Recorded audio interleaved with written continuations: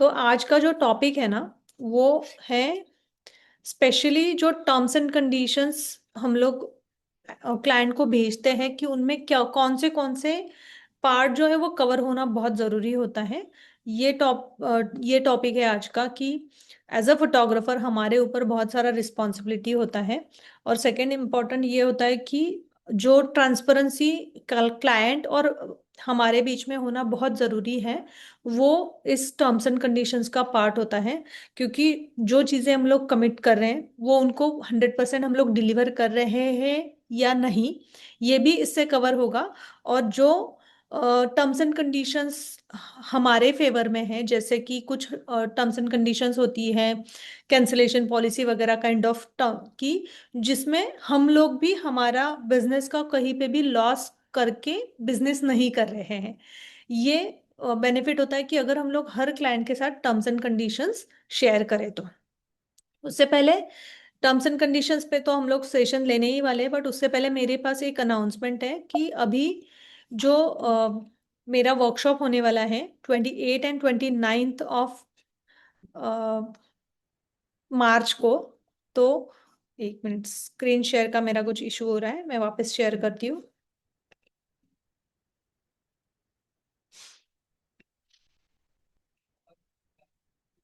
Okay.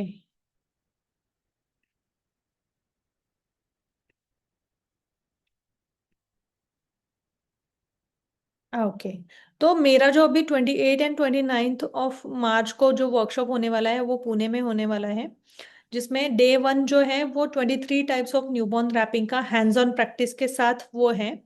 Day 2 जो है वो न्यूबॉर्न फोटोग्राफी का वर्कशॉप है, जिसमें जो डेमोन्स्ट्रेशन है वो डॉल पे रहेगा, और उस डॉल पे जो पिक्चर्स क्लिक करनी है तो वो पिक्चर्स आपको भी क्लिक करने के लिए स्कोप रहेगा। क्योंकि ये जो वर्कशॉप है ये पूरा स्टार्ट टू एंड एक न्यूबॉर्न फोटोग्राफी का अच्छा वर्कशॉप है, कि जिसमें हम लोग पोजिंग, लाइटिंग, सेफ्टी मेजर्स जो बहुत इंपॉर्टेंट होता है न्यूबॉर्न फोटोग्राफी में, क्लाइंट्स के साथ कम्युनिकेशन कैसे कर सकते हैं, क्या क्या प्रॉप्स है जो एक न्यूबॉर्न फोटोग्राफर बनना चाहता है, जो स्टार्ट करना चाहता है बिजनेस, उनके लिए कौन से प्रॉप्स है, कि क्या क्या चीज़ें हैं, क्या क्या एलिमेंट्स है कि जो स्टार्टिंग में बाय करना ज़रूरी है, कि हम लोग कैसे मिनिमल प्रॉप्स में मैक्सिमम सेटअप्स क्रिएट कर सकते हैं।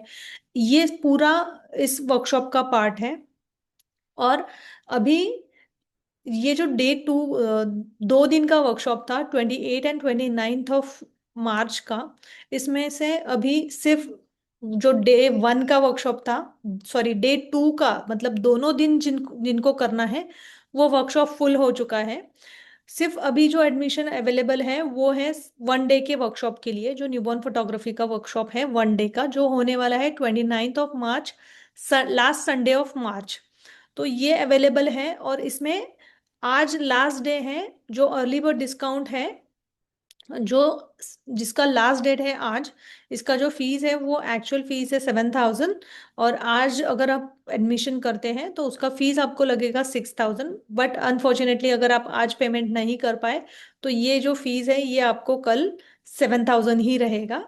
और इसकी सिर्फ 2 सीट्स बाकी हैं, और अगर आज ही 2 सीट्स भी बुक हो जाते हैं तो भी ये 6,000 वाला फीस जो है वो हम आपको प्रोवाइड नहीं कर सकते हैं। तो अगर किसी को करना है तो प्लीज़ इमीडिएट फोटो ऑडियो के नंबर पे मैसेज कर दीजिए, मैं आपके साथ डिटेल शेयर शेयर करने के लिए बोल देती हूँ। और जो जो फोटोग्राफर्स जिनको मैटरनिटी, न्यूबॉर्न, बेबी, किड्स और फैमिली फोटोग्राफी और उसी के साथ उनका एडिटिंग, इसमें वन पूरा कोर्स करना है, जो 1 मंथ का कोर्स अवेलेबल है अभी, जिसका बैच स्टार्ट होने वाला है 2 अप्रैल को। ये 1 मंथ का कोर्स है। इसमें जो न्यूबॉर्न फोटोग्राफी से रिलेटेड हम लोग कह सकते हैं कि स्पेशली जो न्यूबॉर्न फोटोग्राफी का हमारा 23 टाइप्स ऑफ न्यूबॉर्न रैपिंग का ऑनलाइन कोर्स है, वो कोर्स का 1 ईयर का एक्सेस इस कोर्स में हम लोग फ्री देने वाले हैं। उसी के साथ एक गाइड आपको मिलेगा, जो गाइड है एक्चुअली हर टॉपिक वो कवर करता है, from basics to final output, editing नहीं, बट उसमें पोजिंग, लाइटिंग, कैमरा एंगल्स, और जो कम्युनिकेशन क्लाइंट के साथ होना चाहिए, जो जॉनरास है, उनके अकॉर्डिंग जो जो इम्पोर्टेंट चीजें हैं वो सब मेंशन करके एक, आई डोंट रिमेम्बर एक्चुअली, बहुत बड़ा सा बुक वो हम लोग इस कोर्स में दे रहे हैं, ताकि आप यहाँ से जाने के बाद आपको वो यूज में आए, जो आप हमेशा यूज कर सकते हैं, जब जब भी आपको कुछ प्रॉब्लम होता है, दिक्कत होती है। तो ये newborn maternity, kids photography, family portraits और एडिटिंग भी, एआई एडिटिंग का ये कोर्स है, जो 1 मंथ का कोर्स है, जिसका बैच स्टार्ट होने वाला है 2 अप्रैल को। और इसमें प्लस पॉइंट ये है कि जो फोटोग्राफी और लाइटिंग के जो फंडामेंटल्स है, वो फर्स्ट 3 डेज में हम लोग सिलेबस जो है वो कवर करने वाले हैं, जिसमें अगर कोई है कि जिनको सिर्फ कैमरा हैंडल करना आता है, तो भी ये कोर्स वो अटेंड कर सकते हैं। और ये जो 3 डेज का सिलेबस है, ये इसमें हम आपको कॉम्प्लीमेंट्री दे रहे हैं। ये जो 3 डेज का सिलेबस है, जो एक्चुअली फंडामेंटल्स ऑफ फोटोग्राफी और लाइटिंग है, वो इस कोर्स में हम लोगों ने इंक्लूड किया हुआ है। तो अगर किसी को कुछ एडमिशन करवाना है या फिर इंटरेस्टेड है, जिनको इन्फॉर्मेशन चाहिए, तो प्लीज़ व्हाट्सएप पे मैसेज कर दीजिए, और ये मैं आपके साथ शेयर करने के लिए भेज बोल देती हूँ। ओके। तो अभी हम लोग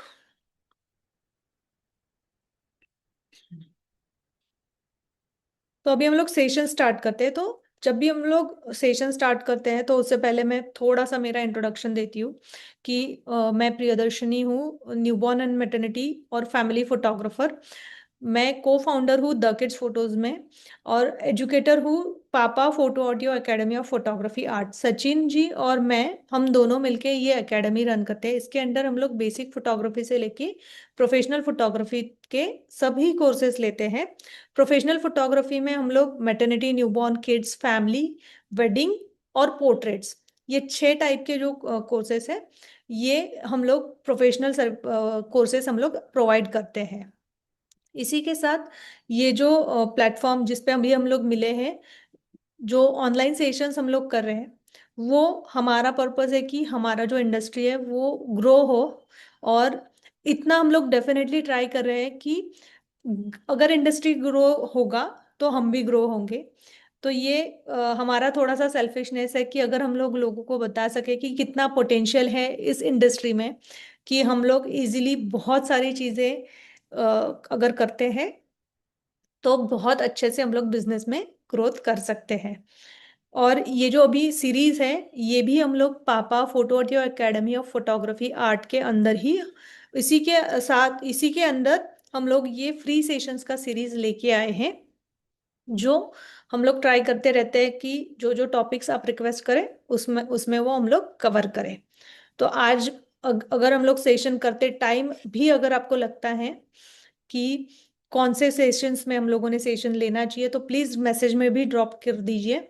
तो उस अकॉर्डिंग हम लोग नए नए सेशंस डेफिनेटली लेके आएंगे। और आज से लेके 1 अप्रैल तक ऑलमोस्ट रोज एक सेशन होने वाला है, इन बिटवीन संडे और नेक्स्ट मेरा वर्कशॉप का 2 दिन, ये 3 दिन छोड़ के बाकी डेली 5 o'clock सेशंस होने वाला है, ऑनलाइन सेशंस।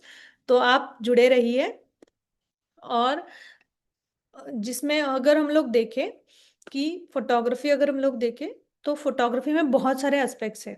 अभी मैं जो बात कर रही हूँ, मैं आज का जो टॉपिक है, न्यूबॉर्न टर्म्स एंड कंडीशंस, जो newborn maternity, kids, family portraits के अकॉर्डिंग मेरा जो खुद का टर्म्स एंड कंडीशंस है द किड्स फोटोज में, मैं जो मेरे क्लाइंट्स के साथ शेयर करती हूँ, वो कौन से एस्पेक्ट्स पे मैं करती हूँ, ये मैं शेयर करने वाली हूँ। तो अभी अगर हम लोग टर्म्स एंड कंडीशंस का बात करें, तो बेसिकली हम लोग का जो टर्म्स एंड कंडीशंस है, उसमें क्या क्या इंक्लूड करना जरूरी है, ये आज का टॉपिक है। और 1 मिनट में चेक कर लेती हूँ। ओके। कमल जी कह रहे हैं कि मेरा ऑडियो नहीं आ रहा है, आपको आ रहा है मेरा ऑडियो? प्लीज मैसेज में रिप्लाई कीजिए,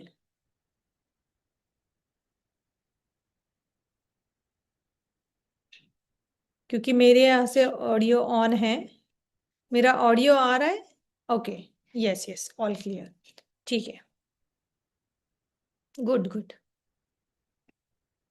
तो जब भी हम लोग टर्म्स एंड कंडीशंस डिजाइन करते हैं, तो टर्म्स एंड कंडीशंस में क्या क्या इंक्लूड करना जरूरी है, उसमें सबसे पहला जो पार्ट इंपॉर्टेंट होता है कि जो हम लोग बुकिंग करते हैं उसमें हमारा जो प्रोसेस होता है, जिसमें जैसे कि हम लोग कुछ एडवांस अमाउंट और जो होता है वो डेट और स्लॉट बुक करने के लिए लेते हैं। क्या स्लॉट होगा, कैसे होगा, ये सब हमारा प्री कम्युनिकेशन होता है। जे वो उस पे भी मैं एक सेशन प्लान कर रही हूँ। जैसे ही मेरा वो प्लान हो जाएगा मैं डेफिनेटली लेके आऊंगी। तो जब भी हम लोग प्लान करते हैं कि ये सेशन में अभी क्लाइंट ने कंफर्मेशन दे दिया है, वो हमारे ये वाला पैकेज उन्होंने सिलेक्ट कर दिया है, तो उस पैकेज के साथ मैं क्लाइंट्स को टर्म्स एंड कंडीशंस भेजती हूँ। तो वो जो टर्म्स एंड कंडीशंस है उसमें सबसे पहला क्लॉज होता है कि एडवांस और बैलेंस पेमेंट का कैसा स्केड्यूल रहेगा। जैसे कि फॉर एग्जांपल एक हम लोग कंसिडर करें कि परसेंटेज में 50% of the amount is needed to book a date. ये लैंग्वेज क्या होगा, ये अभी हम लोग सब डिसीजन ले सकते हैं कि किस लैंग्वेज में हमें करना है। अगर आपके एरिया में हिंदी पॉसिबल है तो हिंदी आप कर सकते हैं, आपके एरिया में मराठी है मराठी कर सकते हैं, या फिर आपका जो भी लोकल लैंग्वेज है लोगों को वही समझ में आ रहा है तो टर्म्स ये लिखने के लिए आप कोई भी लैंग्वेज में लिख सकते हैं। बट जनरल स्टैंडर्ड फॉर्मेट जो होता है वो इंग्लिश में होता है, क्योंकि इंग्लिश ऑलमोस्ट सभी टाइप के लैंग्वेज नोन लैंग्वेज है कि जिसमें सभी को इंग्लिश वाली टर्म्स एंड कंडीशंस इजी समझ में आ जाती है। बहुत सिंपल इंग्लिश में हम लोगों को टर्म्स एंड कंडीशंस लिखना है, क्योंकि जितना सिंपल लैंग्वेज में हम लोग टर्म्स एंड कंडीशंस लिखेंगे उतना सिंपल लैंग्वेज में क्लाइंट के साथ हम लोग कम्युनिकेट कर पाएंगे। और कोई भी क्लाइंट हो जिनको सिर्फ बेसिक इंग्लिश समझ में आता है उनको भी वो टर्म्स एंड कंडीशन समझ में आ जाए, और जिनको अच्छे से इंग्लिश समझ में आता है उनको तो वो समझ में आएगा ही। तो जैसे कि बुकिंग अगर मुझे करना है किसी क्लाइंट का तो 50% advance is compulsory. Without advance हम लोग बुकिंग नहीं करते हैं। रिमेनिंग जो बैलेंस अमाउंट है, आपका बिजनेस कैसा है, आप किस टाइप से बिजनेस करते हो, उस अकॉर्डिंग ये एडवांस और बैलेंस अमाउंट कितना होगा ये आपको डिसाइड करना है। फॉर एग्जाम्पल 50% एडवांस बुकिंग के लिए ज़रूरी होता है, रिमेनिंग 50% जो होता है वो on the day of shoot हम लोग ले सकते हैं। क्योंकि जिस दिन शूट है उसी दिन अगर हम लोग ऑन द डे ऑफ या फिर एक दिन पहले, तो मेरा प्रेफर्ड होता है on the day of shoot. क्योंकि अगर किसी क्लाइंट को शूट के बाद भी पेमेंट करना है तो वो इजीली कर सकते हैं।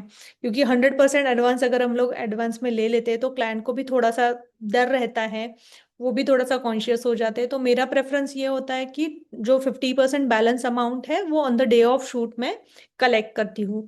तो on the day of shoot shoot होने के बाद क्लाइंट को जो एक्सपीरियंस हम लोग देते हैं, क्लाइंट तो खुश होंगे ही, क्योंकि अगर हम लोग बहुत अच्छा एक्सपीरियंस दे रहे हैं, हम लोग सब उनके जो कम्युनिकेट हम लोगों ने पहले किया था उसी में अगर हम लोगों ने सब कुछ उन्होंने उनको जो कमिट किया था वो सब चीजें हम लोगों ने वहां पे कवर की है, तो वो बहुत खुश होते हैं।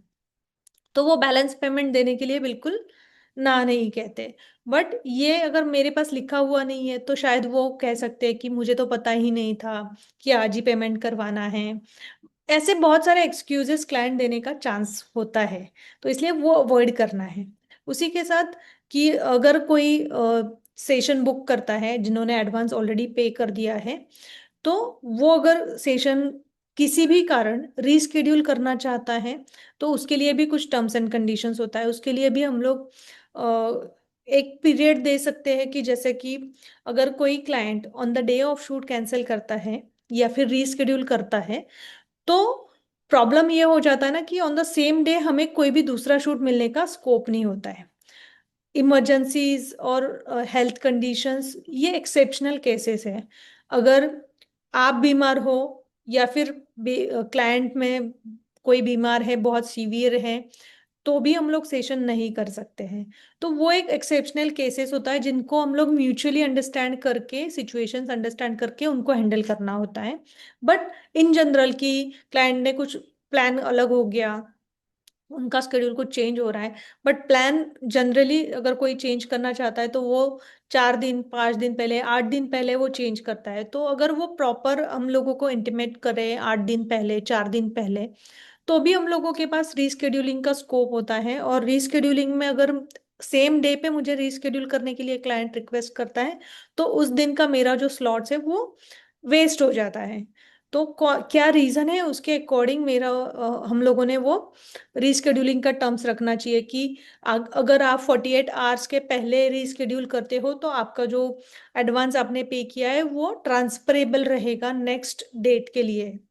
बट अगर वो on the day of shoot कहते हैं तो उसमें से आप कुछ अमाउंट जो है वो as a cancel as a last moment cancellation या फिर रीस्केड्यूलिंग फीस करके वो अमाउंट आप उनको बोल सकते हैं कि इतना अमाउंट ही ट्रांसफर होगा नेक्स्ट रीस्केड्यूलिंग के लिए। क्योंकि अगर 48 आवर्स अगर हम लोग कंसिडर करें तो वो 2 दिन का पीरियड होता है।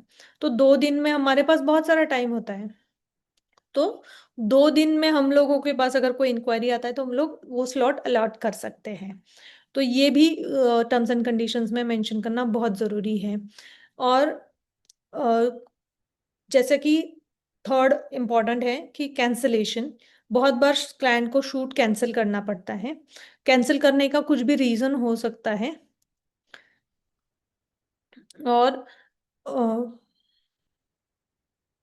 कैंसलेशन में अगर मैं देखूँ तो उसमें 2 टाइप के रीजंस हो सकते हैं। जैसे कि मैटरनिटी शूट अगर हम लोगों ने प्लान किया है और मैटरनिटी शूट के पहले ही डिलीवरी हो गया, तो उस केस में भी वो सेशन कैंसिल हो जाता है। तो इन दैट कंडीशन कैंसिलेशंस जो करना पड़ता है, जैसे कि मैटरनिटी शूट नहीं हो पा रहा है, तो इंस्टेड ऑफ मैटरनिटी शूट आप उनको रिकमेंड कर सकते हैं कि यही एडवांस अमाउंट हम न्यूबॉर्न सेशन के लिए कंटिन्यू कर सकते हैं।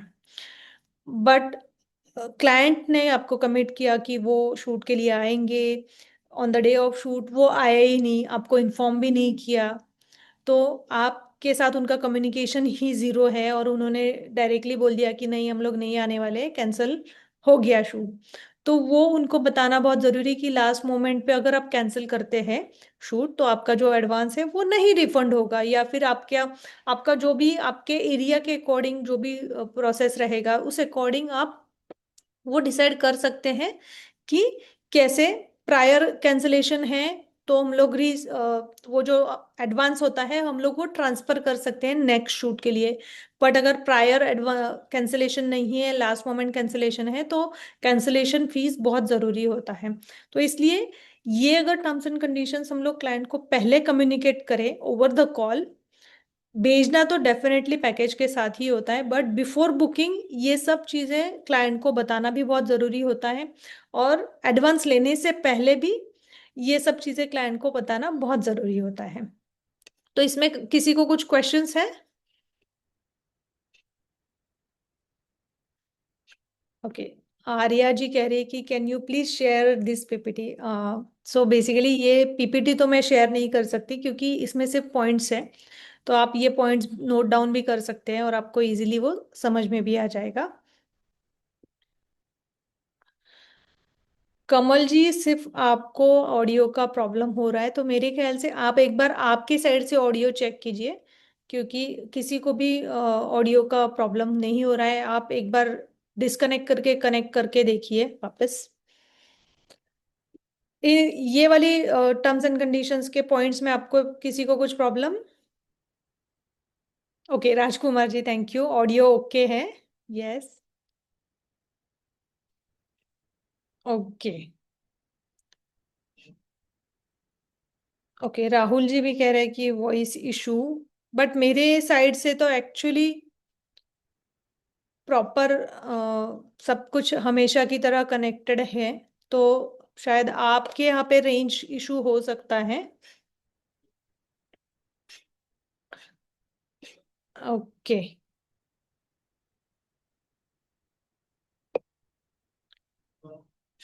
ओके, चलो तो फिर नेक्स्ट स्टार्ट करते हैं। सो बेसिकली नेक्स्ट जो टर्म्स एंड कंडीशंस होता है कि हम लोगों ने जो प्रोसेस होता है हमारा शूट का, वो प्रोसेस क्लाइंट को उन टर्म्स एंड कंडीशंस के जरिए हम लोगों को उनको एक्सप्लेन करना होता है कि हम लोग टाइम कैसे फाइनल करते हैं, स्केड्यूल जो होता है सेशन का उसके बारे में डिटेल्स देते हैं कि कितने टाइम का उनका सेशन है। जो पैकेज हम लोग डिजाइन करते हैं उसमें एक्चुअली हम लोग मेंशन करते हैं कि उसमें क्या क्या सेटअप्स है, कितने सेटअप्स है, कितने फोटोज हैं, उनको क्या क्या मिलने वाला है। तो ये सब जो होता है ये एक्चुअली उस टर्म्स एंड कंडीशंस में मेंशन करना जरूरी होता है कि जैसे कि आपका ये टाइम है शूट का। अगर आप लेट फीस लेते हैं कि क्लाइंट अगर लेट आता है तो लेट फीस अगर आप प्रेफर करते हैं तो उसमें भी मेंशन होगा कि उनको एक बफर टाइम आपको देना पड़ेगा कि हाफ आवर 45 मिनट्स। वो लेट होते हैं तो कुछ भी चार्जेस नहीं है, बट अगर वो मोर देन दैट टाइम अगर लेट आ रहे हैं तो उनको लेट फीस लगेगा। एक kind of terms and conditions आप ऐड कर सकते हैं, बट इट टोटली डिपेंड्स कि आपके यहाँ पे बिजनेस कैसे रन होता है। तो वो जो स्केड्यूल है उसके अकॉर्डिंग हम लोगों को सेशन प्लान करना जरूरी होता है। उसी के साथ कौन सा पैकेज वो हमारा ले रहे हैं, उसमें कितनी फोटोज हैं, ये सब पैकेज में जाएगा डेफिनेटली। बट उसमें ये मेंशन करना है कि आपने जो पैकेज सिलेक्ट किया है उसमें जो डिलीवरेबल्स मेंशन है, उसमें जो जो डिलीवरेबल्स है वही आपको मिलेगा। उसके अलावा अगर आपको कुछ चाहिए तो आपको वो एड ऑन करना पड़ेगा। जो भी आपके पैकेज के अकॉर्डिंग जो आपने डिजाइन किया है आपका पैकेज, उसके अकॉर्डिंग आपको वो उनको एक्सप्लेन करना है। फिर उसके बाद कि सिलेक्शन प्रोसेस कैसा होता है कि आप गैलरी का लिंक शेयर करते हैं, आपको सिलेक्शन इतने दिन में देना जरूरी होता है। अगर आप सिलेक्शन देने में आपको सिलेक्शन उन दिनों में देना पॉसिबल नहीं हुआ तो सिलेक्शन हम खुद कर लेंगे। ये मेरा वाला टर्म्स एंड कंडीशंस है एक्चुअली, जो मैं क्लाइंट्स को बोलती हूँ कि अगर सिलेक्शन प्रोसेस में उन्होंने डिले कर दिया तो उनका जो सिलेक्शन है वो अगर नहीं आया इन टाइम तो मैं मेरी साइड से सिलेक्ट करके क्लाइंट को फोटोज भेज देती हूँ। ये मेरा टर्म्स एंड कंडीशंस में मैंने मेंशन किया हुआ है कि अगर उनको बाद में लगता है कि इस फोटो की जगह पे दूसरा फोटो चाहिए तो भी मैं उनको कुछ हेल्प नहीं कर सकती। अगर उनको खुद को सिलेक्शन करना है तो वो उसी टाइमलाइन में होना बहुत जरूरी है। उसके बाद कि एडिटेड पिक्चर्स का सॉफ्ट कॉपीज कैसे शेयर करने वाले हैं, कितने दिनों में शेयर कर रहे हैं, सिलेक्शन के बाद कितने दिनों में हम लोग एडिटेड पिक्चर्स दे सकते हैं। एडिटेड पिक्चर्स के साथ अगर हम लोग प्रोवाइड कर रहे हैं प्रिंट्स तो प्रिंट्स कितने दिनों में हम लोग डिलीवर कर रहे हैं, या फिर आपने कुछ वीडियो रील्स डिलीवर कर रहे हैं तो हर चीज का हर चीज का अगर अलग अलग टाइमलाइन है शेयरिंग का तो वो पॉइंट्स करना है कि फोटोज का सॉफ्ट कॉपी इतने दिनों में, हार्ड कॉपी या प्रिंट या एल्बम इतने दिनों में आपको मिलेगा। सिलेक्शन के बाद वीडियो रील, ये हर चीज का ना आपको सेपरेट सेपरेट लिखना पड़ेगा। क्योंकि जब हम लोग प्रोसेस टर्म्स एंड कंडीशंस में मेंशन करते हैं तो उसका बेनिफिट ये होता है कि ये टर्म्स एंड कंडीशंस के अकॉर्डिंग वाला जो प्रोसेस है ये हर क्लाइंट के लिए सेम होता है।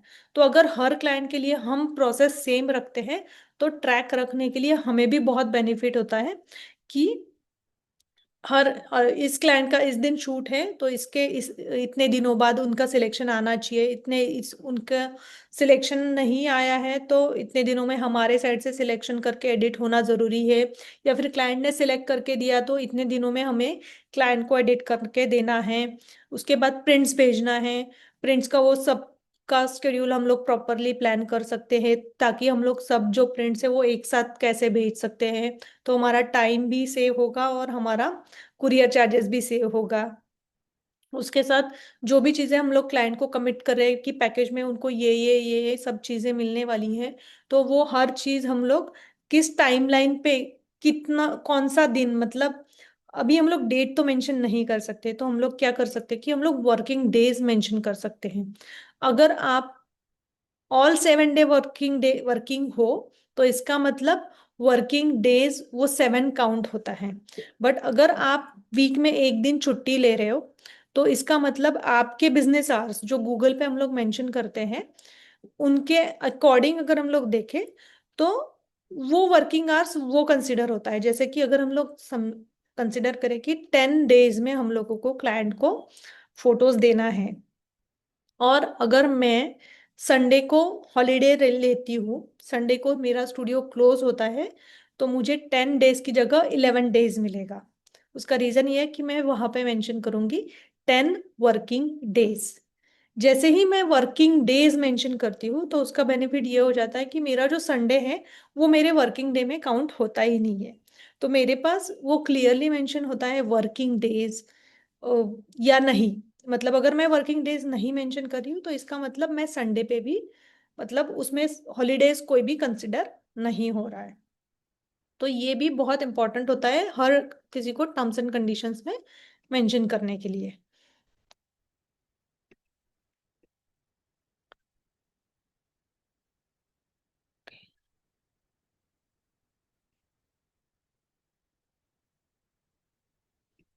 ओके, तो इस प्रोसेस ऑफ शूट में किसी को कुछ क्वेश्चंस होंगे तो हम लोग ले सकते हैं।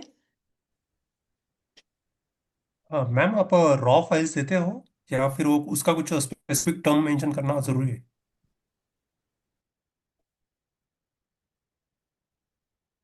अगर मेरे पैकेज में मैंने मेंशन किया हुआ है, मतलब मैं पैकेजेस ही वैसे डिजाइन करती हूँ, अगर मैं जो कुछ मुझे देना है उस सबका टोटल करके मैं पैकेज डिजाइन करती हूँ। बट अगर मुझे ऐसा पैकेज डिजाइन करना है कि जिसमें मैं नहीं देती हूँ, जिसमें मैंने जिस पैकेज में मैंने ऑल सॉफ्ट कॉपीज का ऐड नहीं किया है, तो उसका मेरा जो चार्जेस होता है वो एड ऑन चार्जेस में मैंने मेंशन किया हुआ रहता है। तो जो भी पैकेज में है उसके अलावा अगर उनको कुछ चाहिए तो वो एड ऑन सेक्शन में मैं उनको देती हूँ। तो वो भी एड ऑन सेक्शन में हम लोग देखने वाले हैं। मैम, रॉ फाइल्स मतलब मैं नॉन एडिटेड जेपेग नहीं, अपनी रॉ फाइल्स, डेटा फाइल्स होती है ना, उसका पूछ रहा था। क्योंकि आई ओके, थिंक नहीं उसके साथ कॉपीराइट इशू होता है ना। तो नहीं, एक्चुअली रॉ फाइल्स जो है ना, वो रॉ फाइल्स वो तो एक्चुअली जनरल लोग ओपन ही नहीं कर सकते, क्योंकि उसके लिए राइट। लाइसेंस सॉफ्टवेयर लगता है। हम्म हम्म इसलिए वो तो जनरली मैं क्लाइंट्स को बोलती हूँ कि एनीवेज वो तो यूज ही नहीं कर सकते। हम्म हम्म, हम्म, और कॉपीराइट में बहुत सारा एक्चुअली डिस्कशन है, क्योंकि कॉपीराइट एक्चुअली देखा जाए तो फोटोग्राफर अगर क्लिक कर रहा है तो वो फोटोग्राफर के पास होता है, बट जिनकी पिक्चर है वो उनकी फेवर में होता है। अगर वो नहीं चाहते हैं हम लोग कुछ करें, तो वो उनको एक्सेप्ट, उनका जो टर्म्स है वो हम लोगों को एक्सेप्ट करना हमारी रिस्पॉन्सिबिलिटी होता है। जी जी। ऐसा। Thank you. ओके, सिलेक्शन के लिए एनी सॉफ्टवेयर यू सजेस्ट। तो अभी मैं जो यूज कर रही हूँ वो मेरा वेबसाइट है, वहां पे मैंने वैसा टेम्पलेट लिया हुआ है, बट वहां पे और एक ऑप्शन है जो है शटर क्लाउड करके। तो उनका भी ऑप्शन अवेलेबल है, वो मैंने अभी तक एक्सप्लोर नहीं किया है। बट वो एक अच्छा सॉफ्टवेयर है कि जहाँ पे हम लोग सिलेक्शन के लिए भेज सकते हैं, क्लाइंट वहीं पे सिलेक्ट कर सकते हैं। ओके, और किसी को कुछ क्वेश्चन? मैम, सिलेक्शन में फिलहाल तो ड्राइव पे करता है, बट ड्राइव में ये इशू होता है कि वो, अभी तो मैं कैसे कि इन पर्सन ही करना प्रीफर करता हूँ। But the other thing is, अगर ड्राइव पे करने के लिए शूट के बाद कुछ दिनों बाद करना है, तो हम्म। ड्राइव पे रिस्क ये होता है कि फुल साइज देते हैं तो फिर वो विवेबल भी हो, बट वो स्क्रीनशॉट ले सकते हैं। तो how to write. Tackle that, मतलब यस। तो उसे कैसे टैकल करना है? बेसिकली अगर हम लोग सिलेक्शन के लिए ड्राइव पे ना देते हुए अगर हम लोग कुछ सॉफ्टवेयर यूज करें, तो वो ज्यादा बेटर होता है।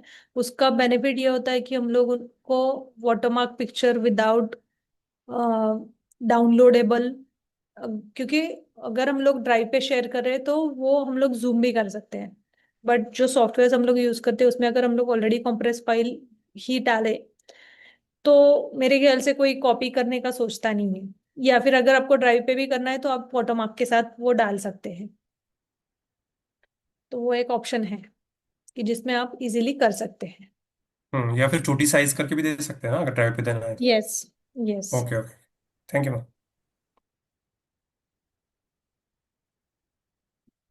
ओके, चलेगा। तो फिर अभी हम लोग नेक्स्ट कवर करते हैं।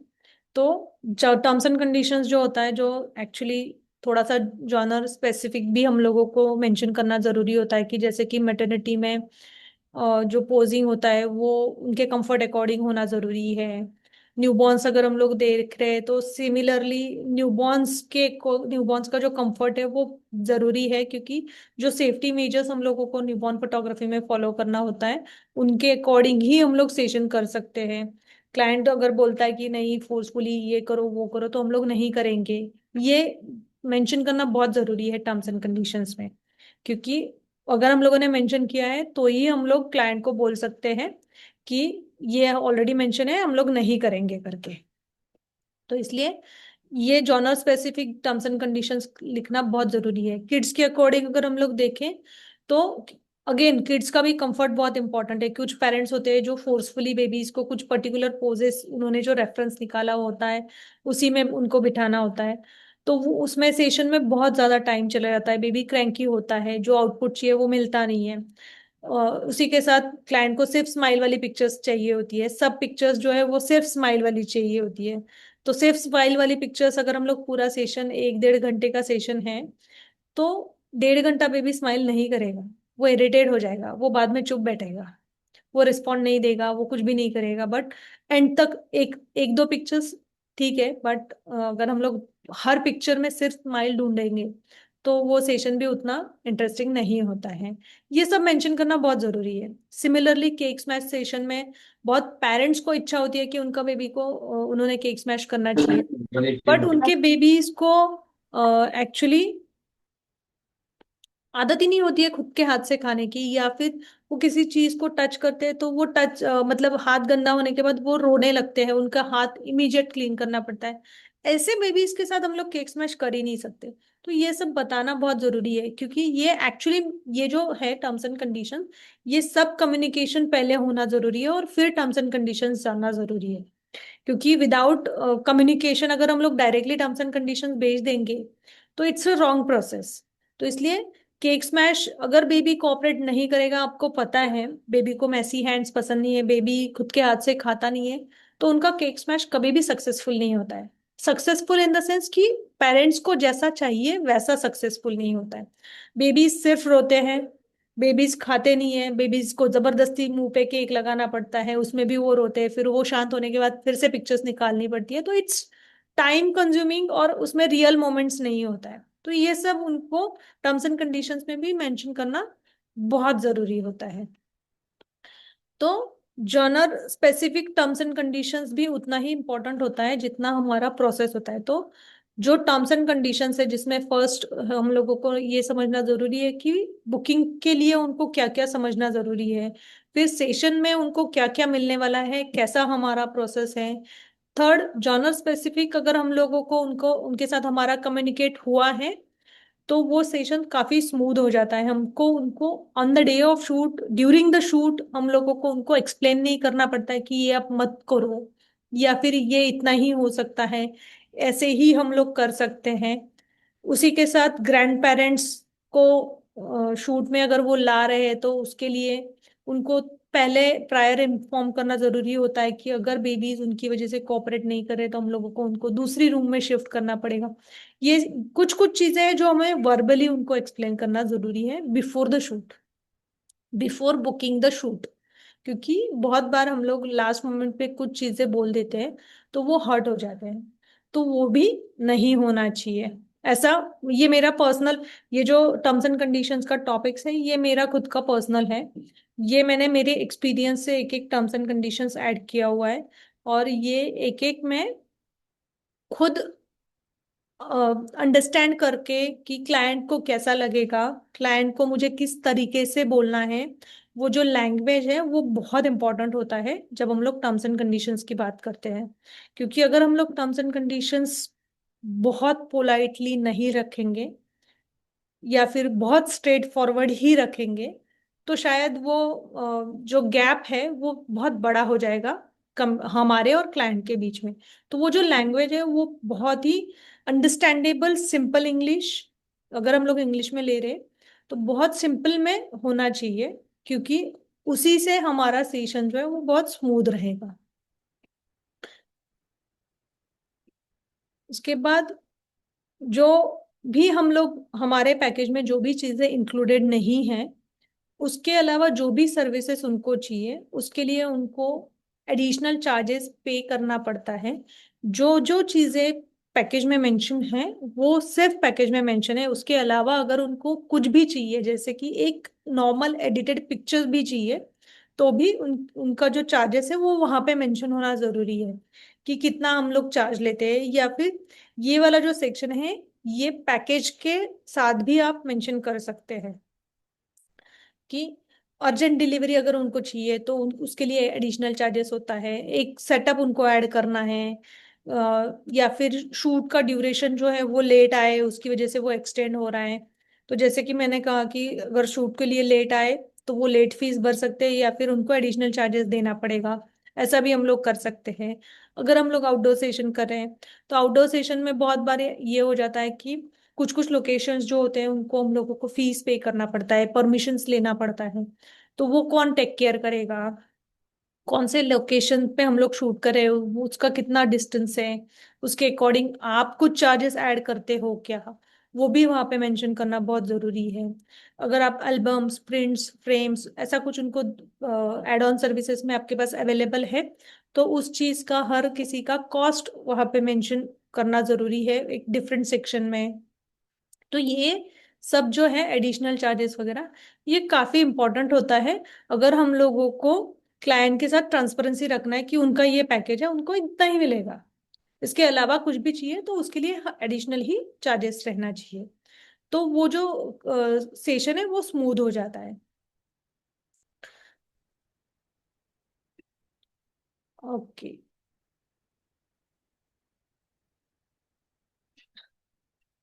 ओके, और किसी को कुछ ये जो अभी हम लोगों ने कवर किया उसमें कुछ क्वेश्चंस है तो हम लोग वो क्वेश्चंस भी ले सकते हैं।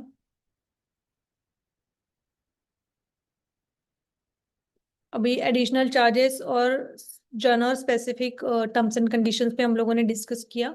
इसमें किसी को कुछ क्वेश्चंस है, माइक ऑन करके भी आप पूछ सकते हैं।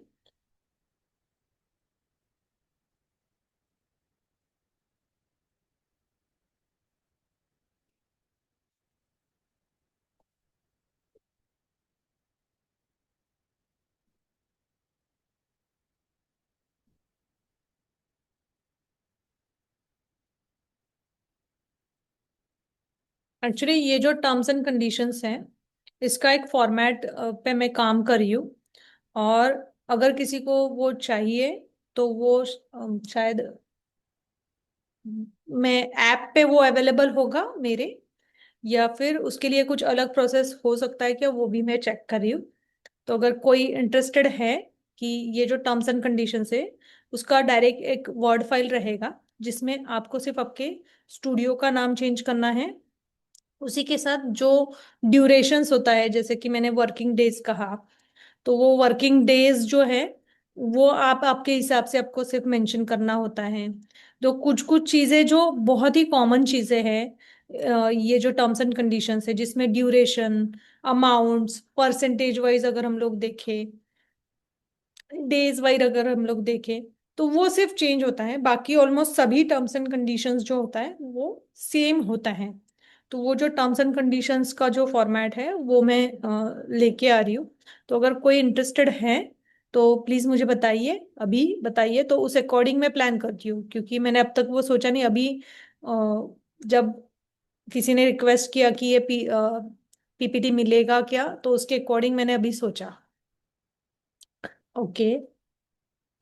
और आपका लैंग्वेज प्रेफरेंस क्या रहेगा, इंग्लिश सिंपल, सबसे सिंपल इंग्लिश, ये मैं प्लान कर रही हूँ, क्योंकि इंग्लिश में अगर हमारे पास है तो हम लोग वो ट्रांसलेट कर सकते हैं हमारी लैंग्वेज में भी। जो टर्म्स एंड कंडीशंस है आपको सिर्फ जाना है गूगल पे और ट्रांसलेट में डालना है, जो इंग्लिश टर्म्स एंड कंडीशंस है वो आपको आपकी लैंग्वेज में मिल जाएगा। Okay, Durneet, Kunal, Snehal, bliss moments, Bhakti, okay, Amol, bliss moments, Shubham, yes. Okay, बहुत सारे जो इंटरेस्टेड है तो डेफिनेटली मैं, आप सभी लोग ग्रुप में कंटिन्यू चेक करते रहिए, कुछ ना कुछ जो भी मैं नया नया कुछ लेके आती हूँ वो मैं उसमें ऐड करती हूँ। तो वो चेक करते रहिए। मैं डाल जैसे ही मेरा ये रेडी हो जाएगा मैं कर लूंगी, मैं आपको अपडेट कर दूंगी। यस। तो अभी इन चीजों से रिलेटेड आपको कुछ क्वेश्चंस नहीं है? ओके। विनीत जी कह रहे हैं कि मैम सेशन बहुत अच्छा चल रहा है, अच्छी जानकारी मिल रही है, पर मुझे लीव करना पड़ रहा है, मैं फिल्म सिटी में शूटिंग पर हूँ। ओके ओके, ठीक है। Thank you so much Vineet ji for joining.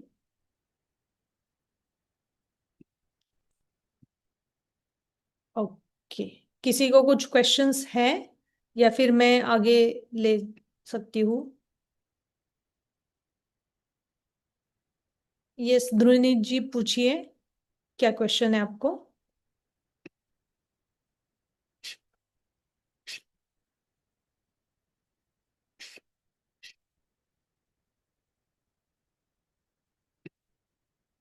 कोई क्वेश्चन पूछ रहा है या मैं? ओके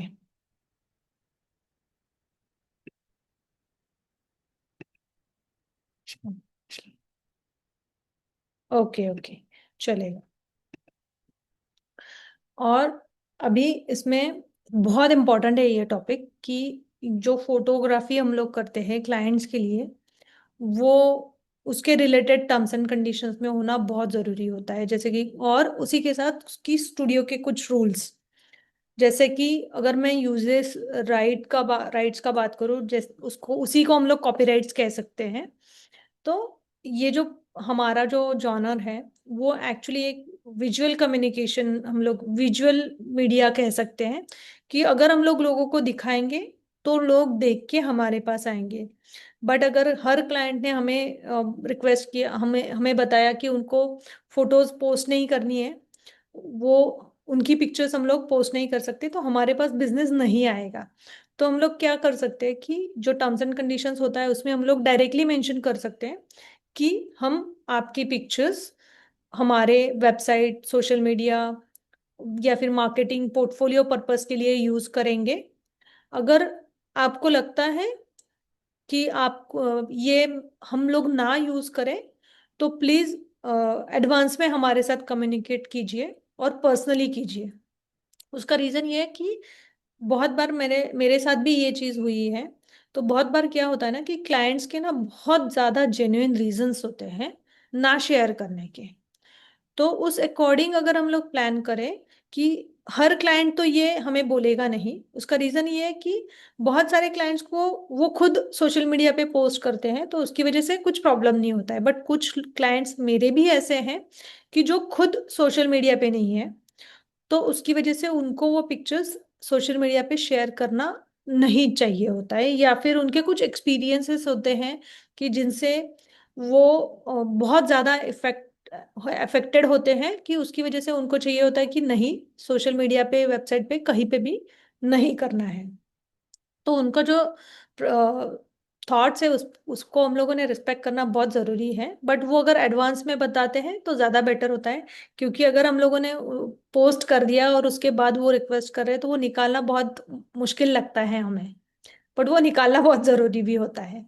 उसी के साथ स्टूडियो में हम लोग मोबाइल फोटोग्राफी अलाउड है नहीं है वो भी उनको मेंशन करना है। स्टूडियो जो है वहाँ पे वो मेंटेन करना, उसका हाइजीन मेंटेन करना क्लाइंट की भी रिस्पॉन्सिबिलिटी है। मतलब वो अगर क्लाइंट है तो वो आने के बाद जो चाहिए वो खा के ऐसे ही डाल नहीं सकते, डायपर ऐसे ही नहीं डाल सकते। तो ये सब चीज़ें उनको बताना भी बहुत बार ज़रूरी होता है। साइमल्टेनियसली हम लोग हमारा स्टूडियो कैसे रखते हैं, कितना क्लीन रखते हैं, उसके अकॉर्डिंग उनका भी रिस्पॉन्स होता है। अगर हमारा स्टूडियो ही बहुत क्लीन है तो क्लाइंट की भी इच्छा नहीं होगी कि वो कुछ मतलब गंदा करे। तो वो उसमें अगर मेंशन है तो उनके दिमाग में वो एक बार वो पढ़ा हुआ चीज रहता है, इसलिए वो मेंशन करना भी जरूरी है। उसके बाद लिमिटेड मेंबर्स अलाउड होते हैं। क्यों, रीजन उनको बताना है कि सेशन का जो फ्लो है वो डिस्टर्ब हो जाता है, बहुत सारे लोग, बहुत सारा अटेंशन, बेबीज का डिस्ट्रैक्शंस बहुत ज्यादा हो जाता है, तो उसकी वजह से सेशन में जो आउटपुट चाहिए वो नहीं मिलता है। तो ये सब जो चीजें हैं ये हमें उनको बताना बहुत जरूरी है। तो इसलिए ये भी टर्म्स एंड कंडीशंस में मेंशन करना बहुत जरूरी होता है। तो ये मेरे लिए बहुत इंपॉर्टेंट है, क्योंकि मुझे हर क्लाइंट को ये बताना बहुत ज़रूरी होता है कि मैं उनकी पिक्चर्स मेरे सोशल मीडिया, मेरी वेबसाइट, मेरा जो प्रमोशनल कंटेंट है, जो मेरा द किड्स फोटोज और फोटो ऑडियो के अंडर आता है, उनके प्लेटफॉर्म पे मैं ये यूज़ करूँगी। से और आपने बहुत बार देखा होगा कि मेरे पास, मैं बहुत बार रिपीटेटिव पिक्चर्स मेरे प्रमोशन के लिए यूज़ करती हूँ, स्पेशली जहाँ पे मुझे प्रमोशन करना है। सोशल मीडिया पे पोस्टिंग करना इट्स डिफरेंट, बट मुझे अगर किसी कैंपेनिंग के अंडर वो प्रमोट करना है, तो मैं गिने चुने लोगों का, जो मेरे बहुत क्लोज क्लाइंट्स हैं, ऐसे लोगों का ही मैं प्रेफर करती हूँ, कि मुझे पता है कि वो मुझे इस चीज में खुले दिल से परमिट करेंगे। तो ये सब चीजें जो हैं, ये टर्म्स एंड कंडीशंस में इंक्लूड होना बहुत जरूरी है। हम लोग क्लाइंट के साथ कैसे हमारा फ्रेंडली नेचर, या फिर हम लोग कैसे उनके करीब आ सकते हैं, कैसे उनके साथ बहुत स्मूथली कम्युनिकेशन कर सकते हैं। तो ये हमेशा मैं क्लाइंट्स को यही कहती हूँ कि ये जो टर्म्स एंड कंडीशंस है, ये हमारे दोनों के लिए ट्रांसपेरेंसी होता है। कुछ चीजें जो हम लोगों ने आपको कमिट की है, वो आपको मिलना बहुत जरूरी होता है। उस अकॉर्डिंग, आपके अकॉर्डिंग वो टर्म्स एंड कंडीशंस होता है। सेकंड, कि कुछ चीजें होती है जो हमारे अकॉर्डिंग बहुत इंपॉर्टेंट होती है, वो भी उसमें कवर होता है। ये विन विन सिचुएशंस होता है। तो अगर हमारा जो टर्म्स एंड कंडीशंस है ये विन विन सिचुएशन वाला है, तो क्लाइंट्स डिसएग्री नहीं होते। बट अगर सिर्फ टर्म्स एंड कंडीशंस हमारे फेवर में रहेंगे, उनकी फेवर में बिल्कुल नहीं रहेंगे, तो शायद क्लाइंट्स हमें वो कॉपरेट कभी नहीं करेंगे, या फिर हमारी टर्म्स एंड कंडीशंस कभी भी एग्री नहीं करेंगे। तो ये है आज का सेशन, कि जिसमें हम लोगों ने जो जो important aspects terms and conditions में इंक्लूड करना जरूरी होता है, वो कर लिया है। इसमें अभी किसी को कुछ क्वेश्चंस हैं तो अभी हम लोग ले सकते हैं।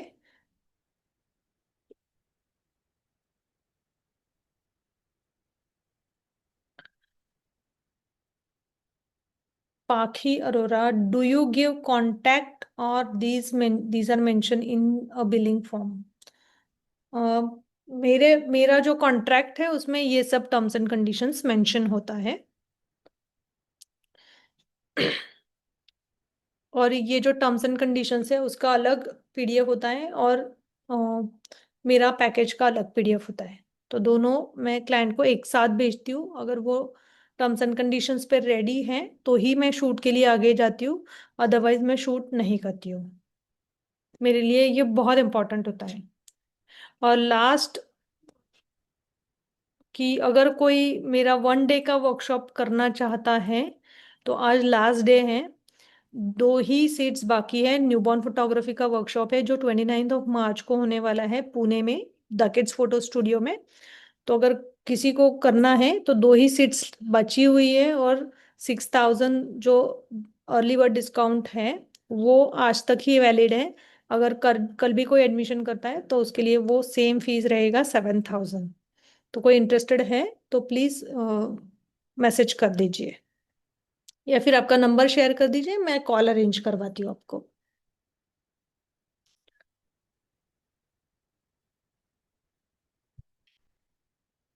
ओके। स्नेहल जी पूछ रही है कि ma'am, many times parents ask us to take clicks any time, but we can we add some specific terms and conditions like when the baby shoot will be done? तो बेसिकली जो terms and conditions होता है, वो जब हम लोगों का communication decision final हो जाता है कि हम लोगों को शूट बुक करना है, शूट का डे डेट प्लान हो जाता है, उसके बाद हम लोग टर्म्स एंड कंडीशन भेजते हैं। तो हम लोगों को शूट जो है, शूट का टाइम पहले फिक्स करना होता है, और उसके बाद हम लोग टर्म्स एंड कंडीशंस देते हैं। तो उसके लिए कोई टर्म्स एंड कंडीशंस नहीं होता है, उसके लिए कम्युनिकेशन ही बहुत इंपॉर्टेंट होता है।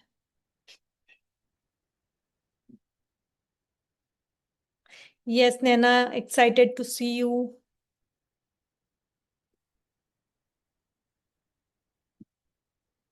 ओके।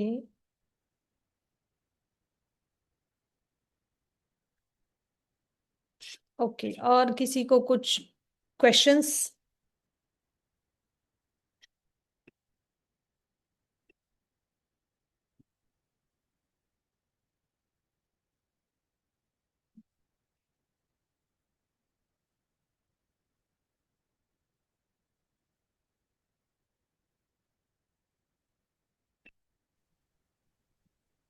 मैम ये जो यूसेज टर्म्स है उसमें हम्म। मतलब तो कहाँ है कि मार्केटिंग एंड ब्रांडिंग पर्पस के लिए, प्रमोशन पर्पस के लिए यूज कर सकते हैं।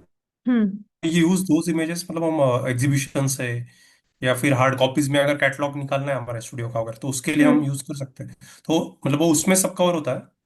किस एग्जीबिशंस और कंपटीशंस के लिए उनको अगर हम लोग परमिशन लेते हैं तो ज़्यादा बेटर होता है। उसके लिए सेपरेट परमिशन अगर उनका हम लोग मेल पे लेते हैं तो वो ज़्यादा बेटर होता है, क्योंकि बहुत सारी कंपटीशंस होती है कि वहाँ पे वो परमिशन लेटर्स मांगते हैं। तो ओके इसलिए ओके। एग्जीबिशंस के लिए वो करना ज़रूरी है। बट अगर इन जनरल मैं मार्केटिंग पर्पस के लिए मेंशन ऑलरेडी कर रही हूँ तो मेरा जो डेमो एल्बम है मेरे स्टूडियो में मैं जो रखने वाली हूँ, तो उसके लिए तो वो इंक्लूडेड ही होता है।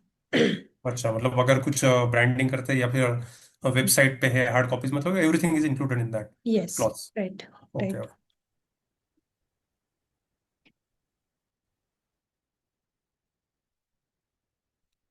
ओके, कितने फोटोज का सेशन होता है, कौन सा सेशन है उसके अकॉर्डिंग फोटोज कितने होते हैं वो डिपेंड होता है।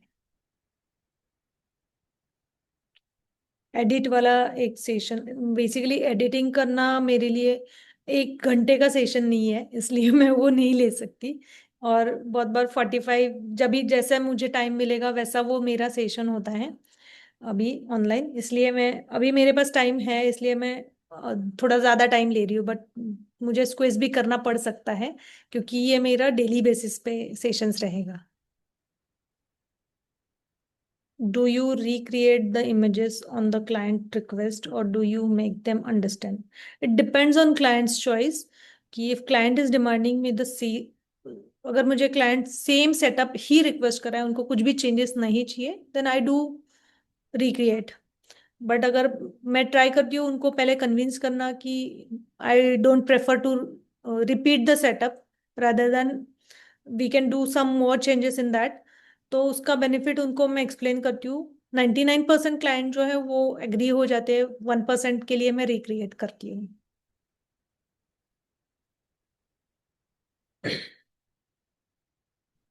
और टर्म्स एंड कंडीशंस पे किसी को, can you please give some guidelines on how to fix pricing? So pricing का जो है वो मैंने एक्चुअली बीच में जो ग्रुप है हमारा उसमें मैंने एक पोस्ट डाला था, सॉरी पोल डाला था कि I am actually willing to take a session on कि पैकेजेस कैसे डिजाइन करते हैं, प्राइसिंग कैसे हम लोगों को ने डिसाइड करना चाहिए पैकेजेस का, और पैकेज में हम लोग क्या क्या प्रोवाइड कर सकते हैं। तो ये एक सेशन है जो पेड सेशन में लेना मैं चाहती हूँ। उसका रीज़न ये है कि उसमें बहुत इन डिटेल पॉइंट्स हैं कि जो मुझे एक्सप्लेन करने के लिए शायद 2 to 3 आवर्स का सेशन वो रहेगा। तो वो शायद 2 आवर्स का वो सेशन रहेगा। तो उसमें वो समझना भी बहुत ज़रूरी है कि क्यों वो करना है। तो इसलिए मैं, वो जो सेशन है उसमें मुझे बहुत अच्छा रिस्पांस भी मिला पोल पे कि ऑलमोस्ट मोर देन 50%, 50 लोगों ने इमीडिएट मतलब विद इन अ डे उन्होंने रिस्पॉन्ड किया कि यस पेड सेशन में वो इंटरेस्टेड है। तो वो सेशन में डेफिनेटली ऑनलाइन सेशन जल्दी प्लान कर रही हूँ। How to explain, how to explain new concept or setups to clients without previous images of the setups? So it's actually difficult. उसका रीजन ये है कि वो जो सेटअप है उसका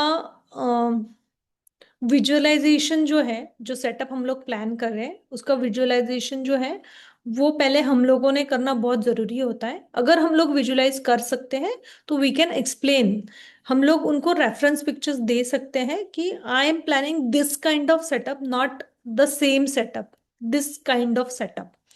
और मैं उनको एक्सप्लेन करती हूँ कि व्हाट एग्जैक्टली मैं उस चीज में क्या यूज करने वाली हूँ, क्या कैसे मैं सेट करने वाली हूँ, और वो उनको समझ में आ जाता है। तो वो मेरे लिए वर्क हो जाता है। यस।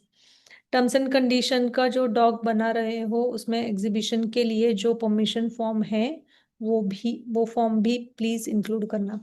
ओके कुणाल जी। और I think model release form का भी किसी ने रिक्वेस्ट किया था, तो ये मैं 3 डॉक्यूमेंट का एक को ये बनाती हूँ कि जो शायद मैं मेरे वेबसाइट पे ही वो अवेलेबल होगा परचेस करने के लिए, पर मैं करती हूँ definitely. You just drop me this message. ठीक है, मैं स्क्रीनशॉट ले लेती हूँ। यस। ओके। और किसी को कुछ क्वेश्चंस है तो हम लोग ले सकते हैं। या मैम, वन लास्ट क्वेश्चन। अगर पैकेज में मेंशन है, ये कई बार मुझे थोड़ा सा ये दिक्कत आया असर्टिव होने में कि हम्म। अगर हमने पैकेज में मेंशन किया है कि फॉर एग्जांपल 10 इमेजेस या जो भी है, हम्म।